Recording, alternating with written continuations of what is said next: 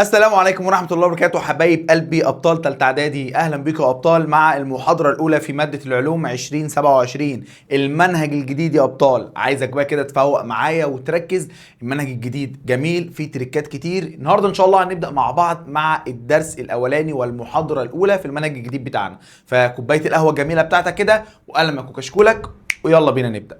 بسم الله والحمد لله والصلاة والسلام على خير خلق الله سيدنا محمد صلى الله عليه وسلم. عليه الصلاة والسلام. صلي بقى كده على النبي وركز معايا. أول حاجة الملزمة اللي احنا شغالين منها، لو أنت عايز تحملها تقدر تنزل تحت عندك في الكومنتات أو الديسكريبشن، هتخش تشترك معانا في جروب التليجرام وهتلاقي كل الملازم بتاعتنا وكل المحاضرات وكل حاجة بتنزل لك فري على القناة بتاعتنا على التليجرام. يلا بينا يا بطل بقى، يلا بينا. احنا أول حاجة يا باشمهندس الوحدة الأولى بتاعتنا بتتكلم عن التفاعلات الكيميائية. هتقول لي يا مستر احمد ده التفاعلات الكيميائيه دي كان في عندي اجزاء منها في اولى وفي ثانيه ما كنتش بطيقها. اقول لك ما تقلقش، وكمان انا عامل لك كورس تاسيسي في العلوم ممكن تتفرج عليه قبل ما تخش على المحاضره ديت. عايزك بقى تركز كده معايا وكل حاجه هبسطها لك واحده واحده، وهنتفرج مع بعض على التفاعلات الكيميائيه وكل حاجه هنعيشها مع بعض. صلي بقى على النبي كده وركز معايا. اول حاجه يا باشمهندس احنا في الدرس الاولاني بتاعنا هنتكلم عن التفاعلات الكيميائيه. طيب تعال نفتكر مع بعض كده، يعني ايه اصلا كلمه تفاعل كيميائي؟ ايه هو التفاعل الكيميائي؟ التفاعل الكيميائي يا باشمهندس بكل بساطه عباره عن عمليه كسر الروابط في المتفاعلات وتكوين روابط جديده في النواتج. ازاي يا مستر احمد؟ هناخد مثال بسيط جدا جدا جدا. صلى على النبي. لو احنا بصينا كده مع بعض، بص كده هنتخيل مثلا اللي احنا معانا اتنين بالشكل ده كده. ده مثلا هنسميه احمد. احمد ده عامل رابطه مع محمود مثلا بالشكل ده اهو. صعب الكلام ده؟ جميل. وهنا كده في واحد تاني لوحده.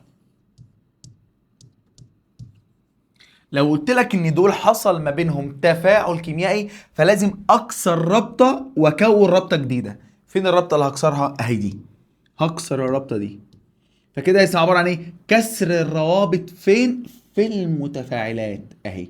المتفاعلات دول كده متفاعلات قبل السهم. طب وايه تاني؟ وتكوين روابط جديده فين؟ في النواتج. ازاي بقى؟ بص كده اهو. ادي الرابطه الجديده بتاعتنا. بص كده، وده بقى لوحده. فيبقى ما هو التفاعل الكيميائي؟ اهو كسر روابط في المتفاعلات وهكون رابطه جديده اهو ما بين اللون البنفسجي مع اللون اللبني مع بعض اهو. دي كده اسمها رابطه جديده. ده كده ببساطه التفاعل الكيميائي. يبقى هو التفاعل الكيميائي كسر الروابط في المتفاعلات وتكوين روابط جديده فين؟ في النواتج. احنا بقى هنتكلم عن ايه دلوقتي؟ تعال نتكلم عن اهميه التفاعل الكيميائي. هو اصلا التفاعلات الكيميائيه دي اهميتها ايه؟ انت كنت في اولى وفي ثانيه خدت شويه حاجات كده وهنفتكرهم مع بعض. التفاعلات الكيميائيه مهمه جدا في عمليات زي عمليه البناء الضوئي، لصناعه الاكسجين، وايه تاني؟ وصناعه الادويه، وايه تاني؟ احتراق البنزين. وحته الاحتراق ده الدرس التاني بتاعك كله بنتكلم عن الاحتراق. اجهز بقى يا بطل كده وركز معايا في الجزء اللي جاي. صلى على النبي. تعال نتكلم مع بعض عن انواع التفاعلات الكيميائيه اللي احنا هناخدها مع بعض في الدرس الاولاني. سهله ولذيذه وجميله جدا، نتفرج على فيديوهات وتجارب والدنيا هتبقى زي الفل. التفاعلات اللي موجوده عندي اربع انواع. النوع الاولاني اسمه ايه؟ تفاعلات الاتحاد المباشر. ايه الاتحاد المباشر دي؟ ما تستعجلش، كل حاجه هناخدها مع بعض، ناخدهم بس دلوقتي بشكل عام، نعرف ايه هي الانواع اللي عندنا وهنتكلم عن كل واحده بالتفصيل الممل، وبص وهنحل اسئله ونعمل كل حاجه. تاني حاجه تفاعلات الايه؟ الانحلال. طب تالت حاجه تفاعلات الاحلال. طيب جميل. الاحلال عندك نوعين، هتلاقي في كلمه تفاعلات احلال بسيط، بعد كده تفاعلات احلال مزدوج. جميل الكلام، جميل الكلام. والمحاضرة الجاية إن شاء الله الفيديو الجاي هنتكلم عن حاجة اسمها الأكسدة والإيه؟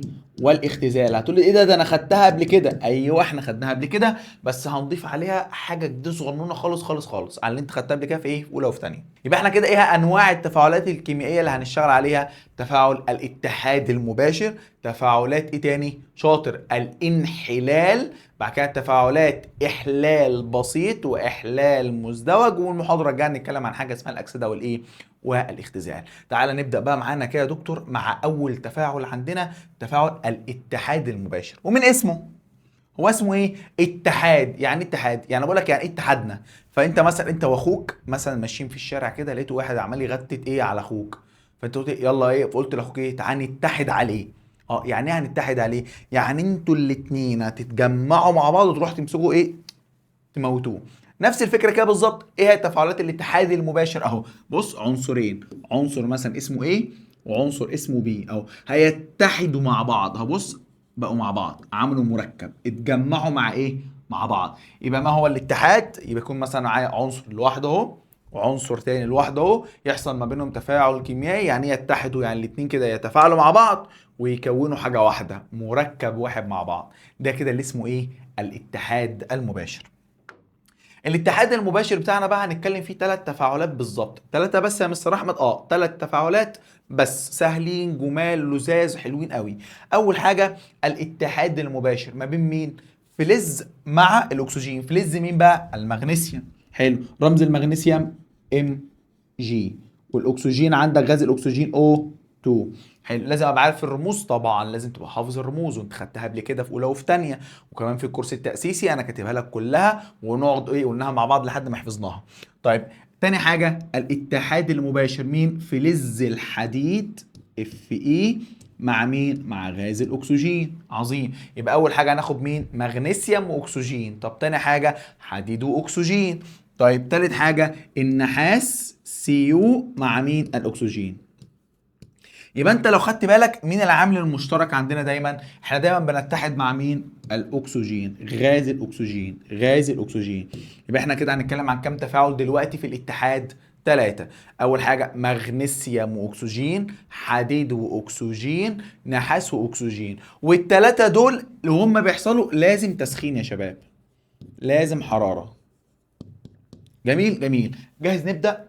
يلا يا بطل، يلا بينا، صلى على النبي. نبدأ بأول حاجة مع بعض. تعال نكبر كده ونمسك أول حاجة معانا. مين يا محترم؟ المغنيسيوم. المغنيسيوم يا محترم لما بتيجي تفعله مع الأكسجين، إيه اللي بيحصل؟ بنروح نجيب المغنيسيوم أهو، ام جي مع مين؟ مع غاز الأكسجين. سهل كده. انا بعمل ايه؟ المتفاعلات. ولازم ابقى عارف ان كل اللي قبل السهم اسمهم ايه؟ متفاعلات. اهو جبت المغنيسيوم مع الاكسجين، ايه اللي هيحصل؟ بيحترق. بص بيحصل ايه؟ اول ما تحطه كده هتلاقي المغنيسيوم احترق وبدأ يطلع نور، والنور لونه ايه؟ ابيض ساطع جدا جدا جدا. ليه؟ عشان يكون مادة اسمها ايه؟ اكسيد المغنيسيوم. اهي دي ام جي او، اكسيد الايه؟ المغنيسيوم. وزن المعادلة اللي سعادتك هتحفظه، هنحط هنا 2 وهنحط هنا 2. يبقى ايه هي المعادله بتاعتنا؟ 2 ام جي 2 مغنيسيوم مع O2 اكسجين في وجود الحراره. تسخين. هتقول لي شاطر يا مستر احمد، ما عملتش انت مثلث الحراره. هقول لك برافو، لازم نعمل الدلتا بتاعت الحراره عشان في تسخين، في نار اهي تحت، دي الدلتا بتاعتنا اللي هو المثلث الحراره. فيروح يديك 2 ام جي ايه؟ او اكسيد المغنيسيوم. وده يا باشمهندس راسب لونه ابيض، وطبعا رمز الاس رمز الايه؟ الراسب. اهو لونه ايه؟ لونه ابيض. يبقى محترم المغنيسيوم قال لك يشتعل المغنيسيوم بسرعة ويحترق بلهب أبيض ساطع. بص اللهب لونه إيه؟ أبيض ساطع. وتنتج مادة بيضاء، مادة بيضاء اللي هو الراسب الأبيض بتاعنا من أكسيد الإيه؟ المغنيسيوم ام جي او. يبقى تعالى كده، يبقى احنا قلنا الاتحاد المباشر عندنا كام نوع؟ 3. اتحاد مباشر مغنيسيوم مع أكسجين، حديد مع أكسجين، وعندنا إيه تاني؟ شاطر، نحاس مع اكسجين. اول حاجه المغنيسيوم مع الاكسجين اهو، الام جي مع الاو 2 تديك ام جي او. طب ايه اللي بيحصل يا مستر احمد؟ يحترق المغنيسيوم في وجود الاكسجين ويدي لهب ابيض ساطع جدا، لهب لونه ابيض ايه؟ ساطع، وتتكون ماده اكسيد المغنيسيوم. دي كده اسمها اكسيد الايه؟ اكسيد المغنيسيوم. وده اكسجين وده ايه؟ مغنيسيوم. وده اكسجين اهو. صعب الكلام ده يا دكتور؟ لا، جميل قوي. طب ما تيجي كده يا مستر احمد تفرجني على الفيديو. بص ده المغنيسيوم اهو، بص هيولع فيه، واخد بالك؟ ده شريط من المغنيسيوم هيبتدي يولع فيه. بص اللي هيحصل. بص لهب ابيض قوي جدا، واخد بالك؟ ابيض اهو بيطلع دخان. كل ده بقى كده هيكون ايه؟ ماده اسمها اكسيد المغنيسيوم. يبقى احنا عندنا المغنيسيوم، بص هو بيشتعل، الاشتعال بتاعه بص لهب لونه ابيض جدا جدا جدا ساطع اهو. والماده دي بقى اللي اتكونت دي اهي، خلاص الاحتراق خلص. بص الماده دي اسمها ايه؟ دي كده اسمها الماده اللي لونها ابيض دي اسمها اكسيد الايه؟ اكسيد المغنيسيوم. هي دي الام جي او اهي، اللي لونها ابيض، اللي اتكون بعد الايه؟ الاحتراق. يبقى قبل كده كان مغنيسيوم، لما اشتعل المغنيسيوم تفاعل مع الاكسجين وكون ماده لونها ابيض اهي اسمها اكسيد الايه؟ المغنيسيوم، اللي هو ماده ايه؟ المغنيسيوم. يبقى كده اللي حصل بص اتحاد مباشر، بص ام جي او 2 اتحدوا مع بعض وعملوا حاجه واحده ام جي او. ده عشان كده اسمه ايه؟ اتحاد اهو. ام جي او 2 اتحدوا مع بعض عملوا ام جي او. خش على اللي بعده يا باشمهندس بقى، المثال التاني الحديد اهو. هنا بقى بنجيب حاجه اسمه ايه؟ الصوف الفولاذي. ايه الصوف الفولاذي ده؟ سلك المواعين. السلك اللي انت بتيجي في العيد وتقعد ايه؟ تولعه وتلفه كده، هو ده. انت ساعتك بتعمل تفاعل كيميائي اسمه اتحاد مباشر. فايه اللي بيحصل؟ بنروح نجيب الحديد اللي هو الصوف الايه؟ الفولاذي، اللي هو سلك المواعين. ادي الحديد اف ايه؟ سلك المواعين. ونعمل ايه يا محترم؟ نولع فيه في وجود الاكسجين اهو، حراره بالشكل ده. فايه اللي يحصل؟ يبتدي يديك ايه؟ وميض او نور اللون الاحمر ده اللي انت شايفه ده، بيكون ايه؟ شراره كده، تلاقي فيه شرار كهربي. شرار كهربي، شرار حراري، اللي انت تقعد تمسك السلك كده تقعد تلفه، فتلاقي فيه شرر كده عمال ايه؟ يظهر كده وانت ايه؟ بتلف السلك. فقال لك مكونا ايه؟ شررا واضحا اللي انت شايفه ده. وهنجيب فيديو دلوقتي بيبين لنا التفاعل ده كمان. فيكون عندك اسمه حاجه اسمها ايه؟ اكسيد الحديد المغناطيسي Fe3O4. ده اسمه اكسيد الحديد الايه؟ المغناطيسي. اسمه اكسيد الحديد المغناطيسي. جميل. Fe3O4 اكسيد الحديد المغناطيسي. يبقى ده مين ده؟ حديد، وده اكسجين. بص انت واخد بالك من حاجه؟ الحديد اتحد مع الاكسجين اهو، الحديد لوحده والاكسجين لوحده اتحدوا مع بعض عملوا مركب واحد اسمه اكسيد الحديد الايه؟ المغناطيسي. عايزين نوزن المعادله، تعال نوزن المعادله. هنا كده هيبقى 2 وهنا كده هيبقى 3.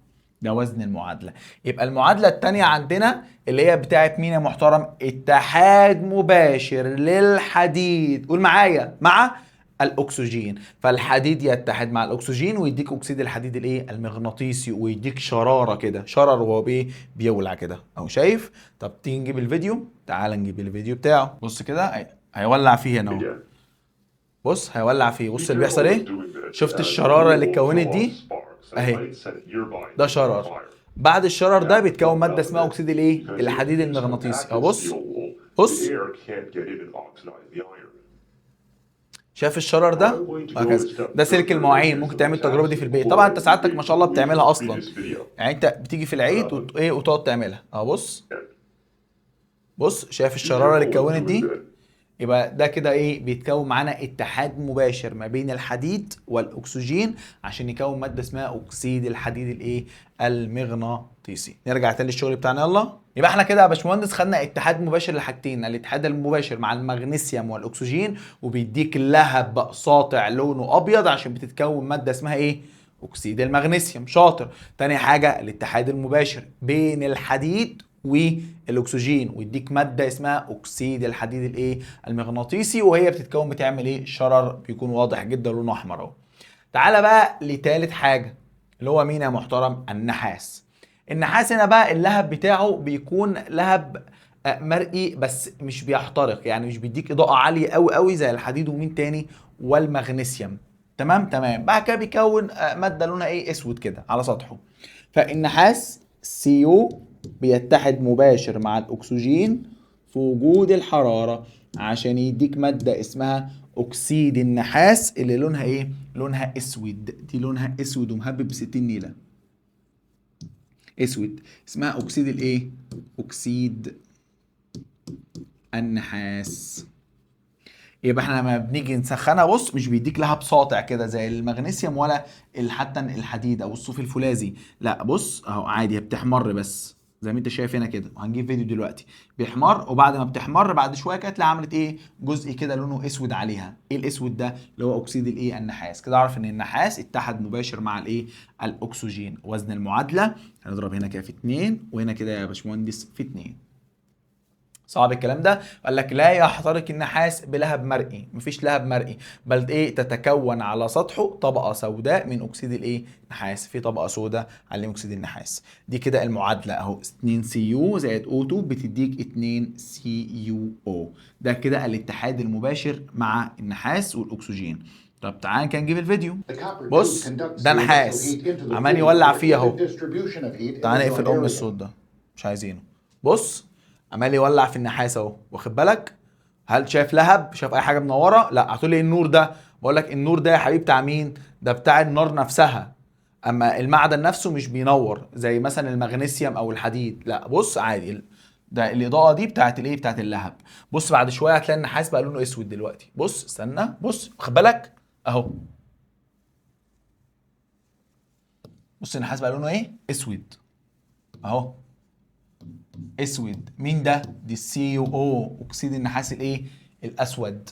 وصلت؟ يبقى النحاس عادي كان لونه احمر محمر عادي اهو في الاول، لما سخنه بعد شويه ما طلعش اضاءه ولا لهب بينور ولا اي حاجه خالص زي المغنيسيوم والحديد، لا. ده ايه اللي حصل؟ بعد شويه اتكون طبقه لونها ايه، اسود عليه زي ما انت شايف هنا اهو. بص اهي لونها اسود بس مع الاضاءه. بص اللي تحت لونه ايه، وبص اللي فوق اللي ولع لونه ايه، واخد بالك اهو. بص اهو ده لسه، بص اللي فوق شفت بقى لونه ايه، اسود.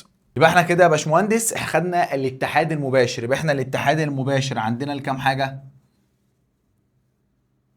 خدنا الاتحاد المباشر لمين يا هندسه؟ لثلاثه. الاتحاد المباشر للمغنيسيوم مع الاكسجين بلهب ساطع لتكوين ماده بيضاء لونها اسمها اكسيد المغنيسيوم. تاني حاجه شاطر، الحديد الفولاذي، يتحد الحديد مع الاكسجين ويعمل شرر، يعمل شرر لونه احمر لتكوين ماده اسمها اكسيد الحديد الايه، المغناطيسي. تالت حاجه الاتحاد المباشر بين النحاس والاكسجين، وما بيكونش لهب مرئي، ولكن بيتكون بعد شويه ماده لونها اسود اسمها اكسيد النحاس الايه، الاسود، السي يو او. دي كده يا باشمهندس تفاعلات الاتحاد المباشر. يتهيألي سهله جدا. كده احنا خلصنا اول نوع من انواع التفاعلات، تفاعلات الاتحاد الايه، المباشر. ركز بقى معايا كده وصلى على النبي، واحده واحده وتاتا تاتا كده معايا. هنخش يا دحيح يا صغير انت على تاني نوع من انواع التفاعلات، وهي تفاعلات الايه، ممتاز، تفاعلات الانحلال الحراري. ايه بقى الانحلال الحراري ده؟ من اسمها. بص يا استاذ، لما اجي اقول لك كلمه انحل يعني تفكك، انحل يعني تفكك، بمعنى صلى على النبي. انا بقول لك دلوقتي اهو، ده مثلا القلم اللي قدامك ده، قلت لك انحل يعني لازم يتفكك. بص اهو انحل، رحت لقيته ايه، اتفكك الى ايه، جزئين. ده كده اسمه ايه، انحل. طب الاتحاد يعني حاجتين بقوا حاجه واحده. يبقى الانحلال الحراري عكس الاتحاد المباشر. يبقى تاني، ايه هو الانحلال الحراري؟ الانحلال الحراري يعني هجيب مثلا القلم ده اسخنه، احط نار تحتيه بسخنه، فايه اللي يحصل؟ الاقي القلم ده اتفكك وبقى حاجتين اهو. يلا يا عم هتبوظ المثال. لا هيبوظ لنا المثال القلم اهو. ده كده اسمه ايه، انحلال، انحل. طب الاتحاد المباشر يعني اسخن والاتنين يتجمعوا مع بعض. وصلت؟ فلو جينا بصينا قال لك اهو، بص مثلا ماده اسمها اي بي، الاتنين مع بعض اهو، سخنت يعني ايه، دي حراره.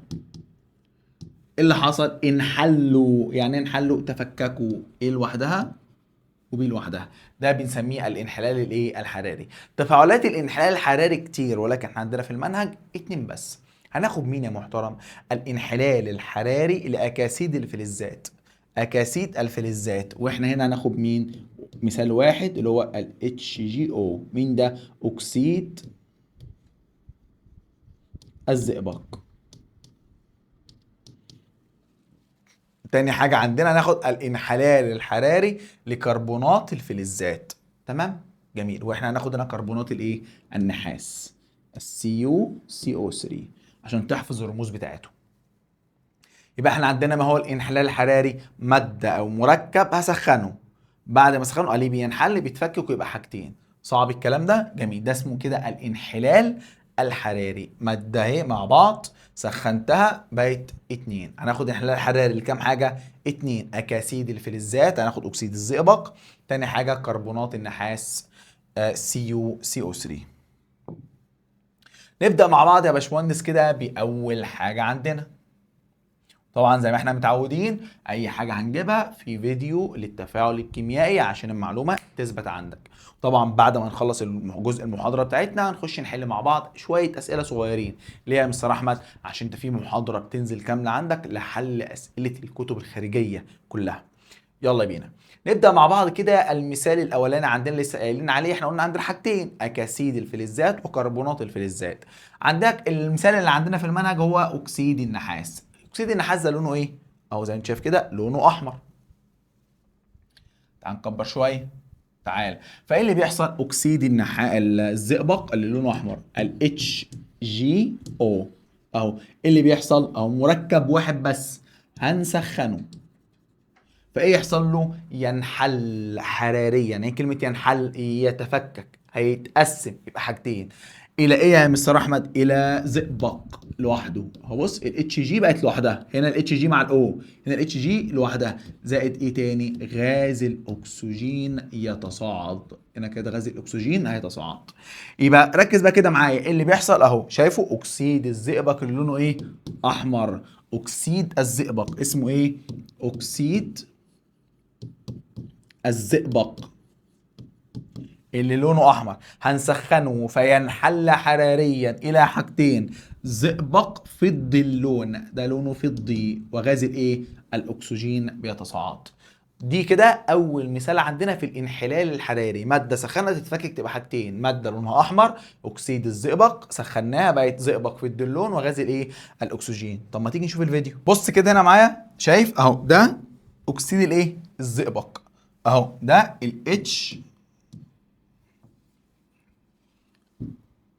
واخد بالك اهو. تاني بص بص بص بص، ده الاتش جي او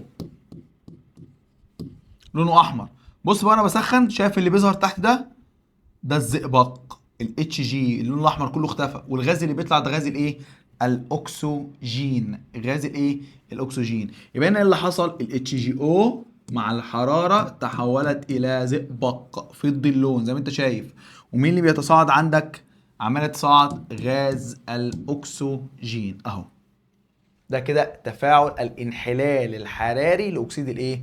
الزئبق. تعال نرجع يلا تاني للشغل بتاعنا. يبقى احنا عندنا هنا كده يا دكتور اهو اتش جي او اكسيد الايه؟ الزئبق الاحمر، اكسيد الزئبق تحول الى زئبق فضي اللون وغاز الايه؟ الاكسجين. تعال نوزن المعادله، نحط هنا 2 وهنا 2، وبكده يبقى احنا وزننا ايه يا دكتور؟ المعادله الكيميائيه. كل حاجه على عينك يا تاجر اهو. بتشوف المعادله بتحفظها مع بعض، بنكتبها مع بعض، وكمان بنشوف التفاعل الايه؟ الكيميائي. خش بقى على تاني انحلال حراري. ما تقول لي كده يعني ايه انحلال حراري؟ ها شاطر. ماده اسخنها تنحل يعني تنقسم الى مركبين او اكتر.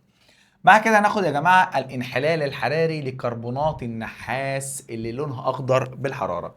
هنا بنروح نجيب كربونات النحاس اللي هي CU. بما ان لونها اخضر تعال نخلي لونها اخضر اهو، CuCO3. دي اسمها كربونات الايه؟ النحاس. كربونات النحاس دي بنسخنها الحرارة فتنحل إلى أكسيد النحاس CO. ايه ده المركب ده خدناه قبل كده؟ ايوه، ده الاتحاد المباشر بتاع النحاس لو تفتكر، اداك نفس المركب اسمه ايه؟ اكسيد النحاس اللي لونه ايه؟ شاطر اسود. وهيطلع لك ايه تاني يا دكتور؟ هيروح يطلع لك غاز ثاني اكسيد الايه؟ الكربون. ده يتصاعد، يبقى تحول من اللون الاخضر اهو، الاخضر، الى اللون الايه؟ الاسود، من كربونات النحاس الخضراء الى اكسيد النحاس الاسود، وغاز ثاني اكسيد الكربون بيحصل له ايه؟ بيتصاعد. دي كده المعادلة الثانية والأخيرة في الانحلال الحراري لمين يا محترم؟ أكاسيد الفلزات وكربونات الفلزات. يبقى احنا خدنا الأكاسيد الفلزات زي أكسيد الزئبق، وكربونات الفلزات زي كربونات النحاس اللي لونها أخضر. يبقى عندك يا باشمهندس تنحل كربونات النحاس اللي لونها اخضر بالحراره الى اكسيد النحاس الاسود، ويتصاعد غاز ثاني اكسيد الكربون اللي بيعكر ماء الجير الرائق. وطبعا النقطه دي انت خدتها في، لو تفتكر، في تانية اعدادي واولى اعدادي، انه بيعكر ماء الجير الرائق. مين ده؟ اهو كربونات النحاس لونها اخضر. بص لما بسخن بقت اسود. السواد ده جه منين؟ ده من اكسيد النحاس الاسود. بص لونها اخضر اهي، شايف؟ بس تعالوا اقف هنا بقى، اهو اخضر، سخن بقت سودا اهي. بص سودا. مين الاسود ده؟ السي يو السي يو او، اكسيد النحاس الاسود. وبكده يبقى احنا خلصنا تاني نوع من انواع التفاعلات الكيميائيه اللي عندنا في الدرس الاولاني. يبقى احنا قلنا عندك كام نوع؟ 4. تفاعل اتحاد مباشر، انحلال حراري، احلال بسيط، احلال مزدوج. قلنا هناخد اكسده واختزال اللي خدناها قبل كده، بس هنزود على حاجات بسيطه خدتها قبل كده في تانية اعدادي وفي اولى اعدادي. طب حلو. طب دلوقتي احنا اتكلمنا عن ايه؟ اتكلمنا عن الاتحاد المباشر، وخدنا نفتكر مع بعض الاتحاد المباشر للمغنيسيوم والاكسجين وحديد واكسجين ونحاس واكسجين. حلو، خلصنا ده. كده خدنا الانحلال الحراري، ماده بسخنها بتتفكك لمين؟ لاتنين: اكسيد الزئبق اللي لونه احمر تحول الى زئبق فضي، وكربونات النحاس اللي لونها اخضر تحولت الى اكسيد النحاس الاسود. ممتاز. كده احنا خلصنا نوعين من انواع التفاعلات الكيميائيه. وادي يا باشمهندس المعدلات قدامك اهي. خش معايا كده يا دكتور بقى على تالت نوع من انواع التفاعلات الكيميائيه اللي عندنا، وهي شاطر، الاحلال. فما معنى كلمه احلال؟ صلى على النبي. بص يا استاذ، كلمة الإحلال، تعالى ناخد كده مثال بسيط عشان نفهم اللعبة بتاعت الإحلال. صلى على النبي. تخيل كده يا باشمهندس، ده واحد أهو، ده هنسميه شوقي. شوقي ده ما شاء الله عليه معضل، عنده عضلات كده وقوي. ده مين ده؟ ده شوقي القوي. حلو. طيب شوقي راح شاف اتنين ماشيين مع بعض اهو.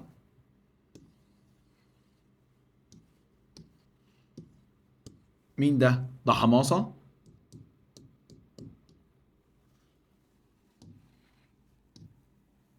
ماشي مع مين؟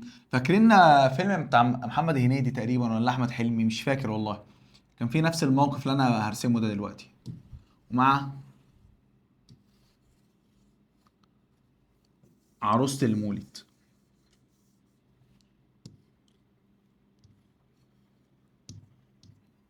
مش عارف هم قلبوا فراخ ليه، انا مش عارف، بس ماشي. دول كائنات حية يا جماعة.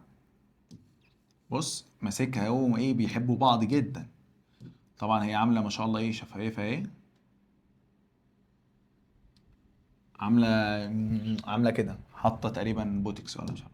المهم شعرها طبعا السايح النايح. طبعا الاتنين ده الحب الابدي، بيعشقوا بعض طبعا. فاللي حصل يا باشمهندس، خركز كده بقى معايا. يبقى احنا كده عندنا شوقي، وده نسميه مين؟ حماصة. ودي نسميها حمصية. يبقى حماصة، حمصية، وشوقي. شوقي وهو ماشي شاف حماصة وحمصية ماشيين مع بعض، والاتنين بص بيحبوا بعض وماسكين ايد بعض اوعى.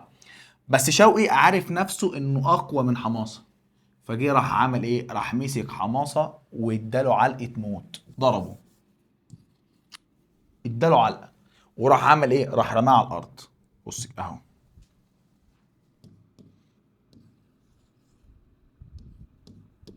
موته مات. ده مين ده؟ ده حماصة. شوقي ضربه وطرده بره، وراح عمل راح خد حمصية ومشي بيها اهو.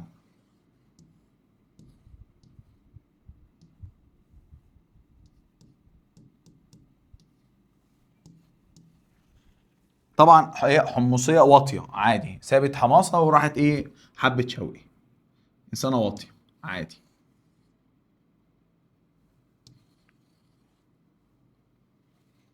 هي كده كده واطيه اصلا، مش شايفها دي ضربه بوتكس ايه، الله اكبر.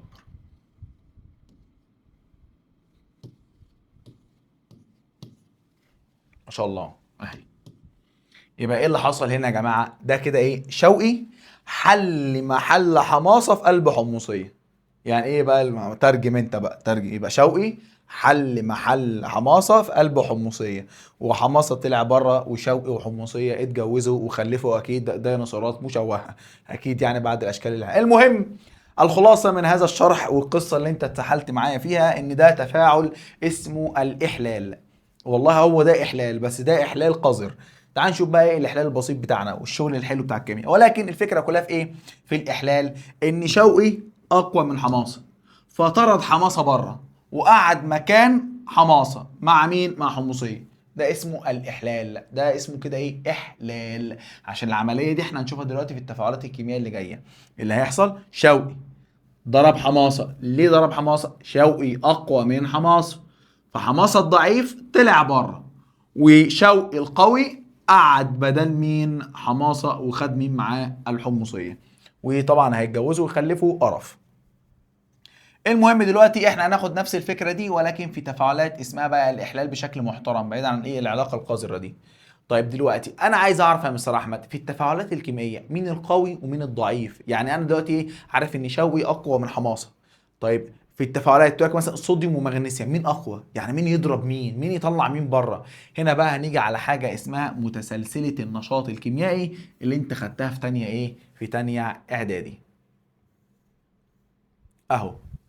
يبقى ايه هو تفاعلات الاحلال؟ قال لك في تفاعلات الاحلال يحل العنصر الاكثر نشاطا اللي هو القوي زي شوقي محل العنصر الاقل نشاطا الضعيف اللي هو مين؟ حماصه في مركبه الاخر، او قعد مع حمصيه. شوقي خد حمصيه واتكل على الله، وحماصه نام بره.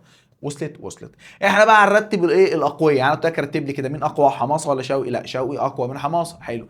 كل بقى العناصر اللي عندنا عايز ارتبها من القوي للضعيف، فعملنا حاجه اسمها متسلسله النشاط الايه؟ الكيميائي. فمين اقوى عنصر عندنا؟ البوتاسيوم، ده اقوى واحد. شوقي بقى اقوى واحد. مين بعديه؟ الصوديوم. بعد كده الباريوم، بعد كده الكالسيوم، بعد كده المغنيسيوم، بعد كده الالومنيوم، خرسين، حديد، قصدير، رصاص. بعد كده عندنا الهيدروجين. تحت الهيدروجين بقى دول يعتبروا الاضعف، اللي تحت الهيدروجين دول اضعف الايه؟ العناصر. نحاس، زئبق، فضه، بلاتين، ذهب. يبقى احنا لازم نحفظ الترتيب. ايوه لازم نحفظ الترتيب، والمفروض انت حافظها اصلا من تانية اعدادي. يبقى احنا عندنا مين يا محترم؟ بوتاسيوم، صوديوم، باريوم، كالسيوم، مغنيسيوم، الومنيوم، خرسين، حديد، قصدير، رصاص، هيدروجين. بعد كده يا جماعه نحاس، زئبق، فضه، بلاتين، ايه؟ ذهب في الاخر. دي اسمها متسلسله النشاط الكيميائي من الاقوى الى الاضعف. يعني لو قلت لك كده الخرسين والرصاص مين اقوى من مين؟ الخرسين اقوى من الرصاص. يعني انا بالنسبه لي الخرسين شوقي، ورصاص حماصه اللي اتضرب وطلع بره. وصلت؟ وهكذا. صلي بقى على النبي وركز معايا. احنا عندنا في الاحلال نوعين. في تفاعلات احلال بسيطه جدا اسمه احلال بسيط. تاني تفاعل اسمه الاحلال المزدوج. احنا هنشتغل مع بعض النهارده ان شاء الله ودلوقتي في تفاعلات الاحلال البسيط. ايه بقى تفاعل الاحلال البسيط؟ يبقى كمان مره احنا عندنا كام نوع من انواع التفاعلات؟ اتنين. احلال بسيط واحلال مزدوج. احنا هنبدا بمين دلوقتي؟ بالاحلال ايه يا دكاتره؟ الاحلال البسيط. الاحلال البسيط عامل بالظبط زي المثال اللي احنا خدناه بتاع مين؟ بتاع حماصه وحمص وشوقيه، ولا شوقي وحمصيه. نفس المثال بالظبط. ايه اللي بيحصل؟ ان في واحد قوي يجي يطرد الضعيف بره ويقعد مكانه اهو. الايه هتطرد البي بره اهو، ويقعد هو مع السي. ده اسمه احلال ايه؟ بسيط. يبقى واحد هيجي مع اتنين، واحد مع اتنين مع بعض. الواحد ده هيطرد الضعيف بره ويتجوز الايه؟ التانية اهو. الايه طرد البي بره وقعد هو مع السي. ده بنسميه احلال ايه؟ بسيط. الاحلال المزدوج بقى اللي هناخده ان شاء الله المره الجايه هيبقى اتنين مع اتنين، اتنين مع اتنين، اتنين واتنين هيتخانقوا مع بعض، هيبدلوا مع بعض. ده اسمه احلال ايه؟ مزدوج. يبقى ما هو الاحلال البسيط؟ هي تفاعلات كيميائيه يتم فيها احلال عنصر نشط اللي هو القوي محل عنصر اخر اقل منه في القوه اللي احنا بنسميها في النشاط. في محلول احد ايه مركباته. احنا بقى هناخد كام نوع في الاحلال البسيط؟ 3 انواع. صلي بقى على النبي وركز معايا. اول احلال عندنا اسمه احلال فلز محل هيدروجين الماء. احلال فلز محل هيدروجين الماء، والمعادله دي انت خدتها قبل كده في اولى وثانيه اعدادي. اللي احنا هنروح نجيب الصوديوم ان ايه، هنحطه فين؟ في الميه اللي هي H2O. الاتنين بتبقى تحت كده مش جنبها. H2O فيديك ايه؟ يديك هيدروكسيد الصوديوم وميه وحراره. وحتى لما بحط الصوديوم على الميه الاقي فيه اشتعال بفرقعه. فكده احنا عملنا ايه؟ بص بص بص بص بص بص اهو. هي المعادله دي مكتوبه غلط. اه لا، تعال نكتب بقى احنا المعادله الصح. اهو ال Na الصوديوم يتفاعل مع الميه ال H2O فيروح يديك NaOH ويطرد الهيدروجين طردة الكلاب بره، وبيكون هنا في ايه؟ حرارة او هيت. طبعا مش H2O، لا حرارة. وزن المعادلة يبقى احنا عندنا هنا 2 وهنا 2 وهنا 2. يبقى احنا عملنا ايه؟ بص، طردنا الهيدروجين بره، طردنا الصوديوم، طرد الهيدروجين بره. وخلي بالك انا عايزك بس تتعلم كده تريكايه معايا. اول ما بشوف الميه يا جماعه اللي H2O اعرف على طول انها عباره عن H بتبقى ماسكه في OH. فبص بص، H و H لا H2، وادي الأو اهي، H و H H2 والأو. فايه اللي حصل؟ الصوديوم طرد ال H دي بره، والصوديوم خد ال OH اهو NaOH. وصلت؟ فكده اللي حصل اهو، الصوديوم اقوى من الهيدروجين فطرد الهيدروجين بره اهي. الصوديوم اقوى من الهيدروجينه اللي هي جوه الميه فطردها بره، وراح خد هو مين؟ الاو اتش اهو NaOH. ده بنسميه يا جماعه احلال بسيط، واحد طرد واحد وقعد مكانه. يبقى الصوديوم تفاعل مع الميه واشتعل وعمل فرقعه، وايه تاني؟ اداك هيدروكسيد الصوديوم اهو، ده اسمه هيدروكسيد الصوديوم. وغاز الايه؟ الهيدروجين وحراره. صعب الكلام ده؟ جميل. وده تفاعل ايه بيحصل بفرقعه ونيران وحاجات ايه صعبه جدا. ده كده اول حاجه، احلال فلز محل هيدروجين الماء. عندنا مين؟ الصوديوم بيحل محل الهيدروجين بتاع الميه ويديك هيدروكسيد الصوديوم وغاز الهيدروجين. لازم نحفظ المعادلات اللي احنا كتبناها ولازم نعرف نقولها بالعربي، اللي هو ايه؟ تفاعل الصوديوم عباره عن ايه؟ يحل الصوديوم محل هيدروجين الماء، وايه تاني؟ ويتكون محلول هيدروكسيد الصوديوم وغاز الهيدروجين ويشتعل بفرقعه. صعب الكلام ده؟ بس كده يا باشمهندس، ده كده بكل بساطه. طيب ما تيجي نشوف التفاعل بتاعه يا مستر احمد؟ تعال نشوفه مع بعض. صلى على النبي. اهو حط قطعه الصوديوم. بص الاشتعال بص الاشتعال قوي ازاي. بص، واخد بالك؟ شفت النار؟ ده اشتعال بفرقعه. بص هيحط هنا بقى دلوقتي ايه؟ حته اكبر. بص هيحصل ايه؟ بوم، هيعمل في ايه؟ فرقعه. بص، شايف الاشتعال قوي ازاي؟ ده تفاعل الصوديوم مع مين؟ الميه. ده احلال بسيط. بص بوم، كانها قنبله بالظبط. ده كده يا شباب بالنسبه لمين؟ لتفاعل الصوديوم مع الميه. وده احلال بسيط اللي هو واحد قوي بيحل محل واحد ايه؟ ضعيف. تعال ناخد تاني مثال عندنا، وهو الاحلال برضو بسيط، ولكن هنتكلم عن احلال فلز محل الهيدروجين برضو، بس مش في الميه بقى، في الحمض الاحماض اللي انت خدتها قبل كده في اولى وفي ثانيه اعدادي. حلو، هناخد فيها 3 امثله. هناخد خرسين، ألمونيوم، نحاس. حلو.